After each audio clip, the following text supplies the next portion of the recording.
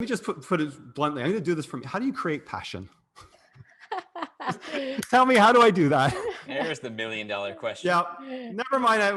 Let's just go right to the point. How, like, in your experience with entrepreneurship and what you've looked at in your own experience as well, all the leadership stuff that you're doing, where does this passion come from?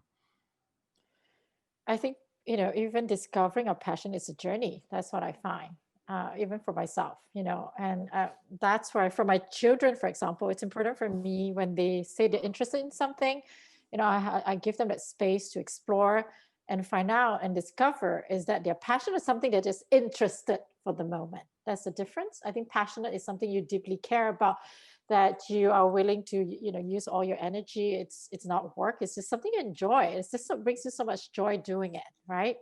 So there's a difference, and so I think it's a process of discovering it. So and I don't I'm not sure about using the word creating, but I think it's discovering from my experience. Like for myself, I've dabbled into many different businesses, right? And then as I continue to dabble into different ones, I got clearer and clearer which are my passions and what are the things that I'm not passionate about.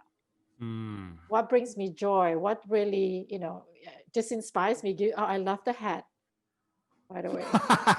Yes, we got a hat person. Awesome.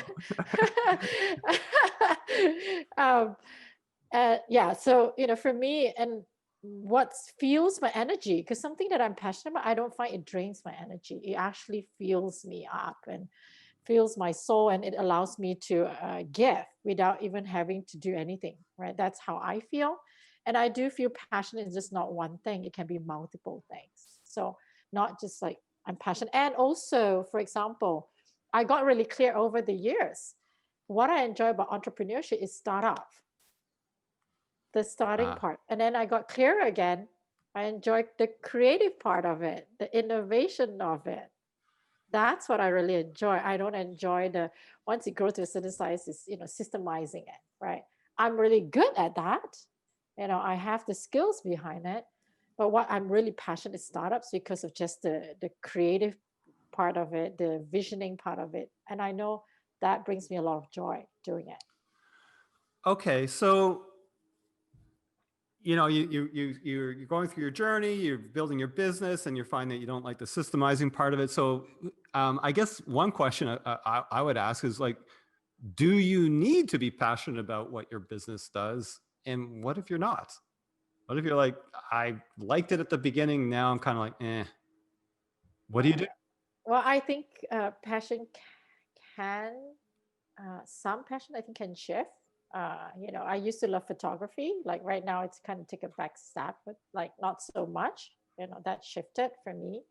However, I think for business, I'll share two things. One, with my PhD research that I did, I interviewed a lot of founding CEOs, right? Who typically, once they hit a certain level of growth stage, not like 10 years, 8 years, very often they hire professional CEOs to run the business, because of they are better, because they're professional, they know how to systemize it, they know what's the right thing to do, right? But the CEOs that I interviewed were the ones that actually stayed on. They continued to be the CEO of the company. And I wanted to know the difference. So one of the key things that I asked them after I've done the formal interview, the variables that I need to check, go through, I always ask them can you give me 3 tips, because I'm a young entrepreneur at that time, just a few years into business. What would be the tips you would like to share with me?